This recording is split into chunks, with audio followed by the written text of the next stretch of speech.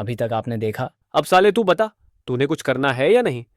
हार्दिक ये सुनकर शांत हो जाता है, पर मृत्युंजय कहता रहता है, भाई क्यों अपनी जिंदगी खराब कर रहा है? तूने ही आंटी का ख्याल रखना है। हार्दिक ये सुनकर रोने लगता है।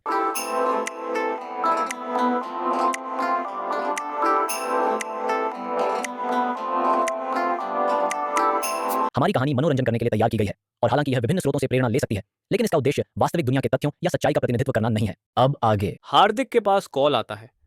वो आंसू पूछता है। दूसरी तरफ से आवाज आती है, क्या मैं हार्दिक से बात कर रहा हूं? हार्दिक, हाँ आप कौन? सर, मैं प्रिया बोल रही हूं। आपको लोन की जरूरत है? हार्दिक ये फोन काटता है और बिस्तर पर शांत पड़ जाता है। उसके बाद फिर कॉल बजता है। दूसरा साइड, क्या मेरी हार्दिक से बात हो रही है?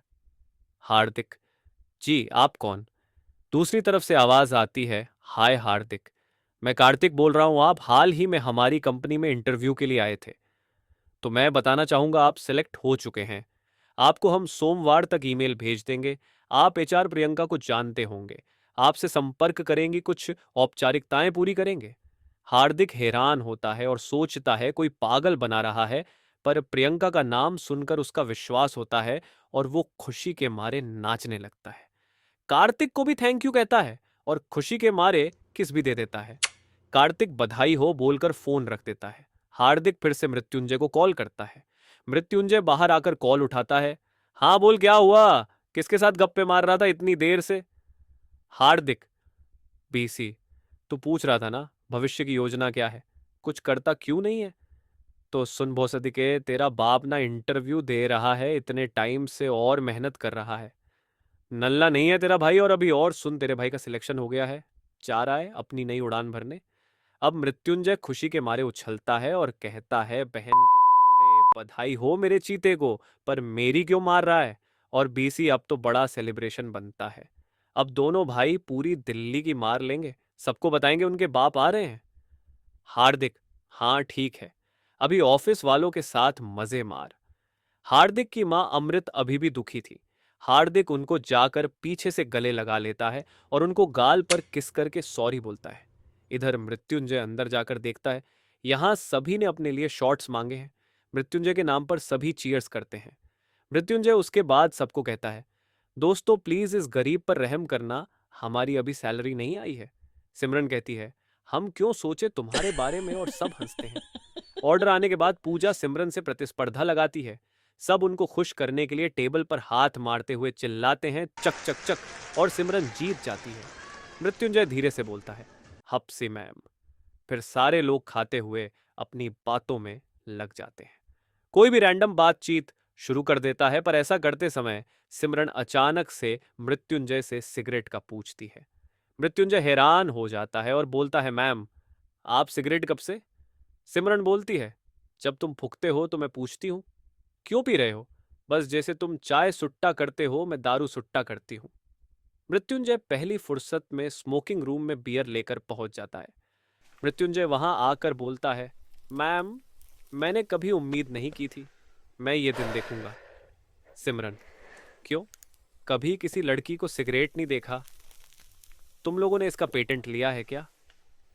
मृत्युंजय, सॉरी मैम, वो आप जैसी कभी परफेक्ट लड़की नहीं देखी, मतलब कि आपसे सीखने को हजार चीजें हैं। सिमरन, सोचना भी नहीं मेरे पे ट्राई करने का।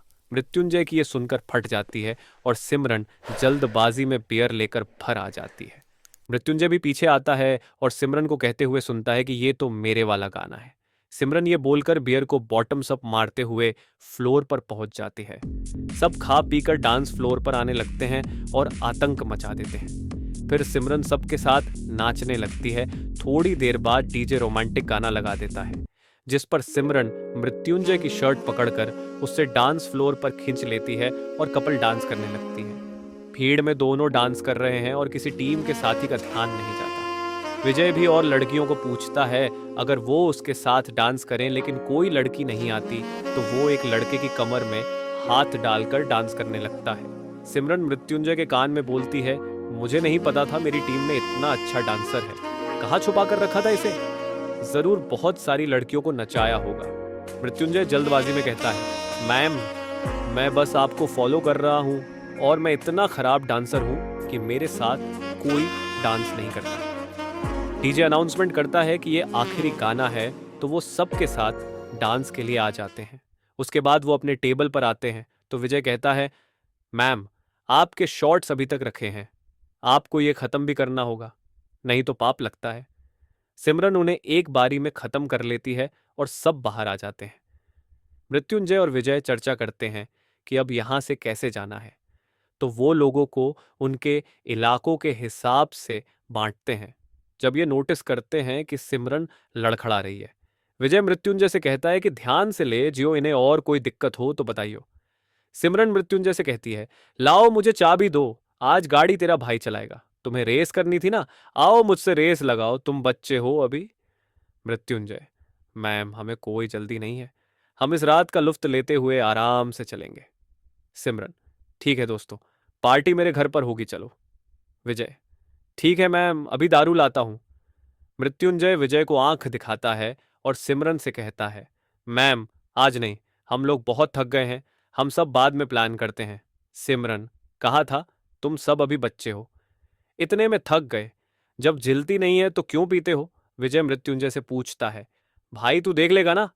मृत्युंजय, हाँ भाई, ज्यादा से ज्यादा क्या होगा, कुछ ना कुछ बोलती रहेगी और क्या कर लेगी, इतना तो संभाल लूंगा।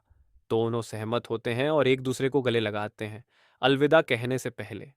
उसके बाद मृत्युंजय जहां से निकल जाता है और स्लो म्यूजिक के साथ कार स्लो चल रहा है, लेकिन सिमरन की हालत देखकर टेंशन हो गई है, क्योंकि वो नशे में विंडो के बाहर मुंह निकाल कर गाना रही थी।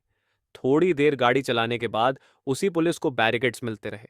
पुलिस ने उसे हाथ देकर कार साइड में लगाने को कहा। वो विंडो नीचे करके पूछता है, सर क्या हुआ? पुलिस वाले कहते हैं, पहले साइड लगा और दस्तावेज दिखा। लेकिन मृत्युंजय डरा हुआ है कि उसके शराब पीने का पता ना लग जाए, तो वो पुलिस वाले के साथ साथ गाड़ी साइड में लेने लगता है। लेकिन जब उनमें से एक पुलिस वाला दूसरी कार पकड़ने लगता है तो उसे स्पेस दिखता है और मृत्युंजय पूरा एक्सेलरेटर दबाकर कार वहां से निकल लेता है। पुलिस वाले एक दूसरे की शक्ल देखते रह जाते हैं और सिमरन पूछती हैं, हम फिर से रेस कर रहे हैं? लेकिन पुलिस वाले तो रेस लाइन पर रह गए, उन्हें रेस शुरू तो करने दो। वो बहुत क्यूट वाले थे।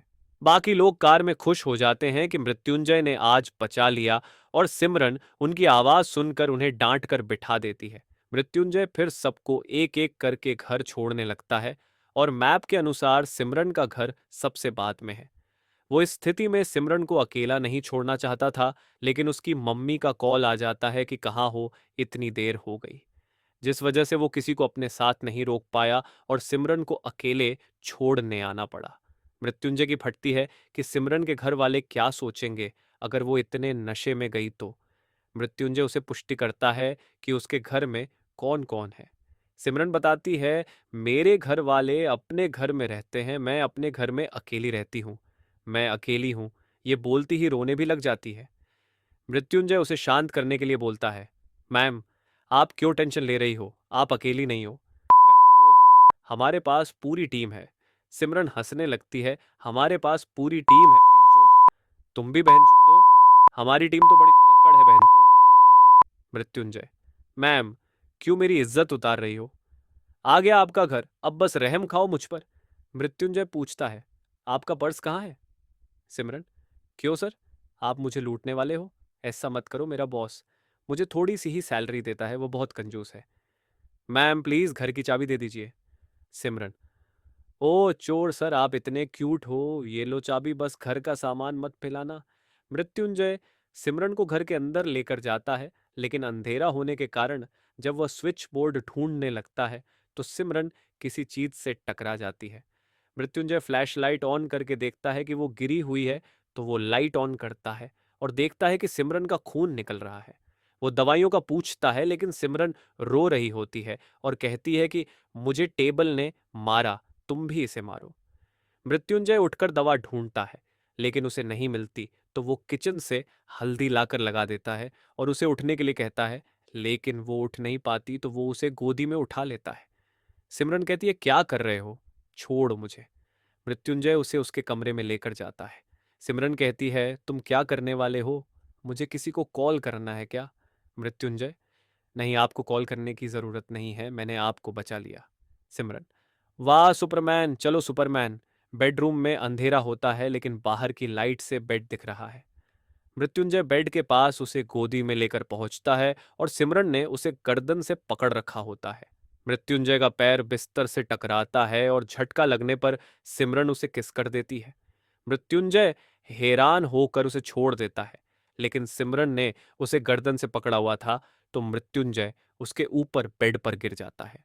सिमरन की सांसें तेज हो जाती है और वो मृत्युंजय की आंखों में खो जाती है और उसके होठ का फिर से स्वाद चखना चाहती है। मृत्युंजय इतना चौंक जाता है कि उसे समझ में नहीं आता है ये क्या हुआ।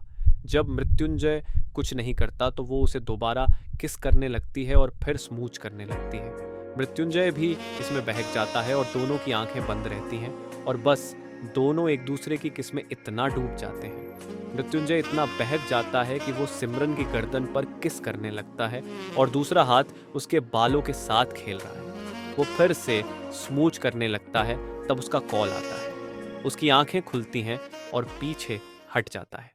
फोन उठाता है तो उसकी मम्मी पूछती है कि बेटा कितना टाइम लेगा। मृत्युंजय घबराते हुए जवाब देता है, जी मम्मी, बस आ गया। सिमरन उसकी तरफ बाहें फैलाकर देख रही है। मृत्युंजय कहता है, मैम, ये ठीक नहीं है, मेरे को जाना चाहिए। ब्रदर्स मिल्क के एपिसोड 6 को अपना प्यार देने के लिए धन्यवाद।